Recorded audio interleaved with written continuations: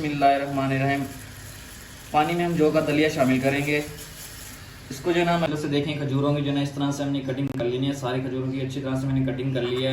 बिस्मिल्लाहिर्रहमानिर्रहीम।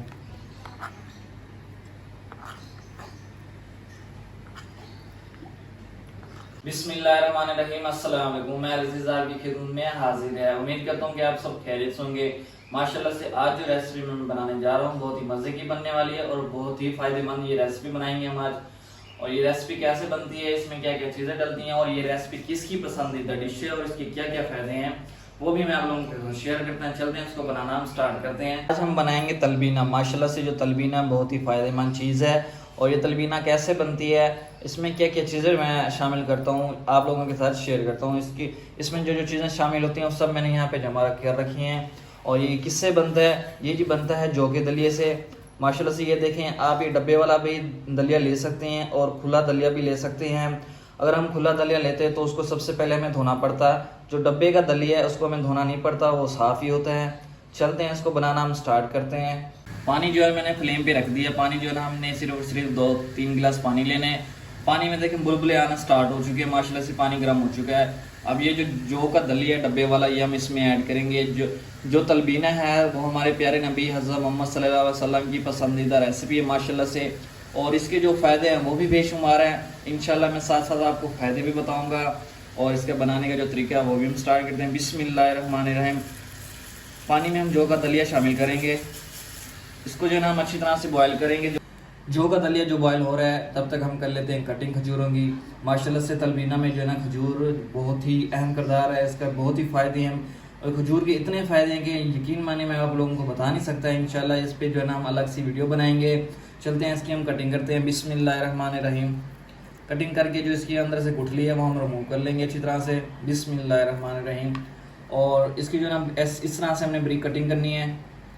ये इस तरह से बिल्कुल ब्रिक ब्रिक कटिंग करेंगे हम।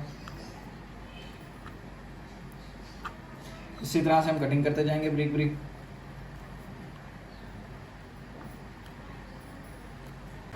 माशाल्लाह से जो देखें पानी जो है ना अच्छी तरह से खुश्क हो चुका है। अब हम इसमें ऐड करेंगे दूध। बिस्मिल्लाहिर्रहमानिर्रहीम।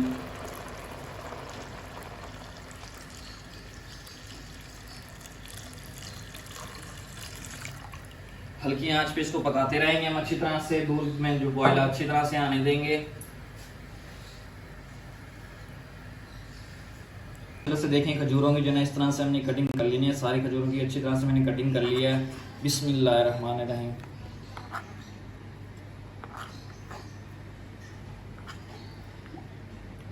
दूध में बॉयल अच्छी तरह से आना स्टार्ट हो चुका है। जैसे दूध में बॉयल आए तो हम इसमें जो है ना छोटी इलायची ऐड कर देंगे। बिस्मिल्लाहिर्रहमानिर्रहीम।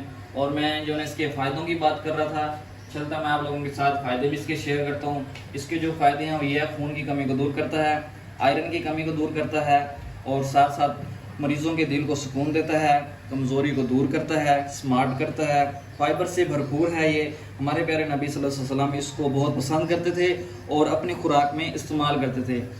तो आप कमेंट्स बॉक्स में लाजमी बताइएगा कि ये जो तलबीना की रेसिपी है किस किस भाई को पसंद है। आज की वीडियो को लाइक तो लाजमन बनता है। दूध जो है ना अच्छी तरह से देखें गाढ़ा हो चुका है, काफ़ी हद तक कम हो चुका है। अब हम इसमें शामिल करेंगे खजूरें जिसकी जो है ना ब्रिक कटिंग की थी। बिस्मिल्लाहिर्रहमानिर्रहीम। और साथ ही हम इसमें ऐड करेंगे चीनी। बिस्मिल्लाहिर्रहमानिर्रहीम। 1/2 कप चीनी ऐड कर रहा हूँ इसमें मैं। और इसको जो है हम अच्छी तरह से मिक्स करेंगे।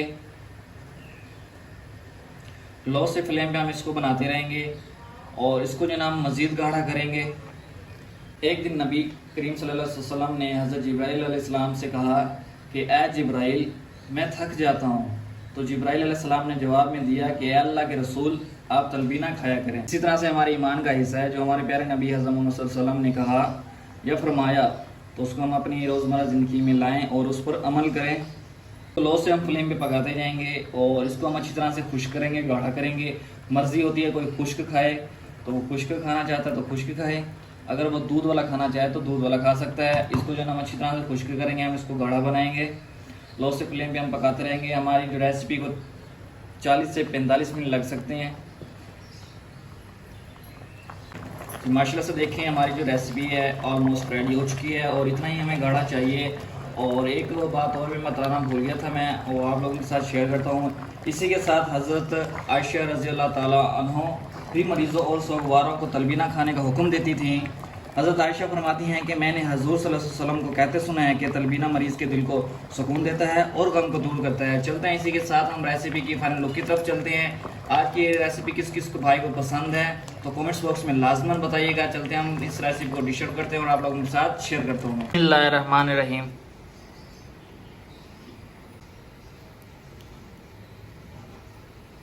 अल्हम्दुलिल्लाह हमारी जो आज की रेसिपी थी माशाल्लाह से तलबीना मैं रेडी कर चुका हूँ और फाइनल डिश आउट भी कर चुका हूँ जी। माशाल्लाह से ये देखें, माशाल्लाह से अल्हम्दुलिल्लाह मेरे अल्लाह की शान, उसकी रहमत नेमतें और बरकतें जो उसने हमें अता की। माशाल्लाह से देखें कितनी ज़बरदस्त मैंने रेडी की है।